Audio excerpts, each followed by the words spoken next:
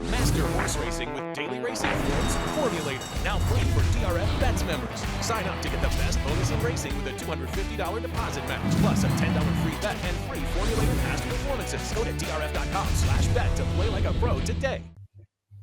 Dan Illman, Mike Beer, race number 9 at Belmont on Sunday is for the 2-year-olds. It's the Tremont going a 5.5 furlong distance with a $150,000 purse. As we take a look at this field, the filly division, the Astoria, earlier on the card, those fillies haven't really run very fast just yet from limited opportunities. Some of these colts in the Tremont, however, Mike, have run fast, including the 6 Gold Sweep, who just missed in his debut for Steve Asmussen and earned a 75 buyer. Yeah, he got a solid figure for first time out, even though he didn't win. You sort of feel like, just the fact that he ran so fast, Dan, it makes a lot of sense that they're going to come right back in a stakes race this time. We'll take a look at the Timeform US pace projector while realizing that many of these 2-year-olds are precocious and fast. Vietmont, the number 1, Jive, the number 3, have speed. Yo-Yo Candy was up close to the pace when he graduated at Park. So I just think it's pretty much who's going to break. And I know Vietmont's got to be sent from the inside post. You don't want to be in behind horses on the turn. Yeah, in a lot of ways, it's an advantage in these races to have the rail because they start really close to that turn. If this horse can get out of the gate, he's just supposed to continue on with it and go, Dan. He had really easy speed in that debut while wiring that field. I thought he looked good winning. I even feel like the 4, they don't have him as part of this pace, but that horse, I thought he really showed good speed at Laurel. That horse was bet down. He showed some speed. He dissuaded another horse, and he kept on going. Let's start with Vietmont, the horse that could be on the lead, breaking from the inside post. Didn't take a ton of money in the career debut. Went sent off at 7-1. Showed good speed. Shrugged off a couple of pace pursuers and was pretty game. I like that he had to fight all the way down to the wire. Never really looked like he was losing, but he was taking a strong challenge. He probably gained a lot of fitness and experience from that race, and now we'll find out if he's good enough. This is probably a better field. He's running and gunning under Pratt. Looks like maybe he is with new connections. Yeah, I liked everything about his debut, though. You're right. He showed good speed in there, but it's not like he was just loose. The horse that wound up second to him was the even money favorite. That horse really got bet in there, and he was the one who just kept coming after this horse on the lead. And I'll tell you what, Dan, this horse, he was never letting that horse get by. I think he even won it a little bit easier than the margin would suggest, and he had to run to win that race. He ran really well first time out. The 2 is Yo-Yo Candy going out for Park Stakes trainer Danny Velasquez, who's winning at about a 25% clip in 2023. Here's Yo-Yo Candy's career debut going 4.5 furlongs, showed speed. We see him off the rail. He's already opened up, and it's just now a measure of him naming his margin.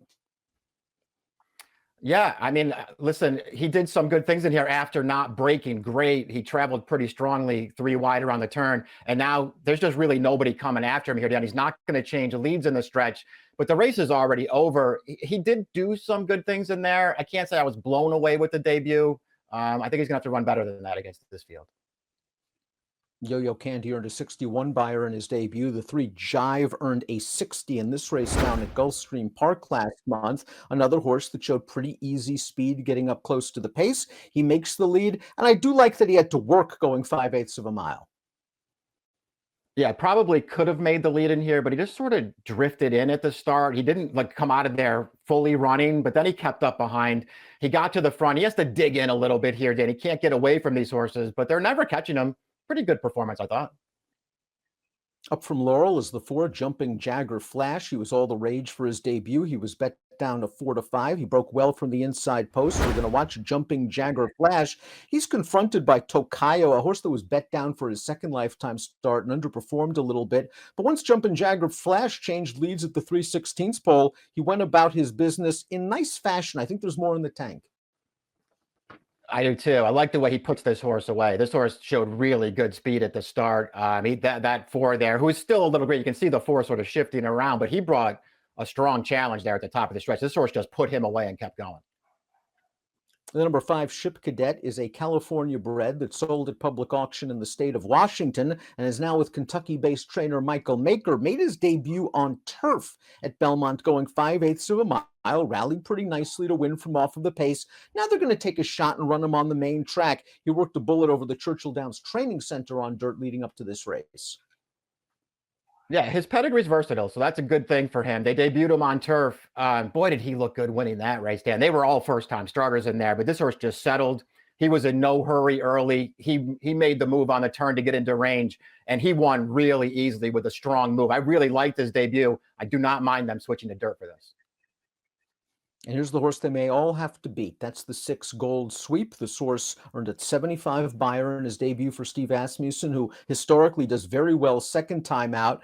He sat just off the pace in that race. He worked hard in the stretch. He was gradually gaining on the leaders. He just got beat a neck. If he runs back to that fig, he's obviously going to be very tough. Yeah, I mean, I don't think you want to put too much stock in the figures these horses are running right now. They all only have one start, but he got the 75 first time out, and he did do some good things there, even though he didn't win. Maybe he's just the horse to beat, and this is the right spot, Dan, but I don't think he has to be, some kind of huge favorite in here. I mean, there's some other good horses in here. Frosty the Giant might be one of them. This is a horse that didn't really break very well at Keeneland. He took some money that day for trainer Anthony Farrier. He was much more relaxed coming out of the gate at Churchill Downs in a restricted maiden last time out. He got closer. He won easy. This is a pretty good step up in class. I don't mind the outside post for him. I think he could find decent position. Yeah, it's probably a benefit to him, too, that he already has 2 starts while everybody else only has 1. He clearly needed his debut and actually ran pretty well in there behind a super sharp winner. And he took the step forward last time. He can improve again. Top pick time for the Tremont 2-year-olds going 5.5 at Belmont. We're both going with speed in the rail. Vietmont, we're hoping for a clean break. Yeah, I just felt like maybe he would be an okay price in here, Dan. And I liked his debut enough to just take him in this race over the Asmussen horse. I thought about the 5 Ship Cadet. He's switching surfaces here, but I liked his debut a lot. 1564 for Mike, 1627 for me. And the Tremont, one of 4 stakes races at Belmont on Sunday. Best of luck.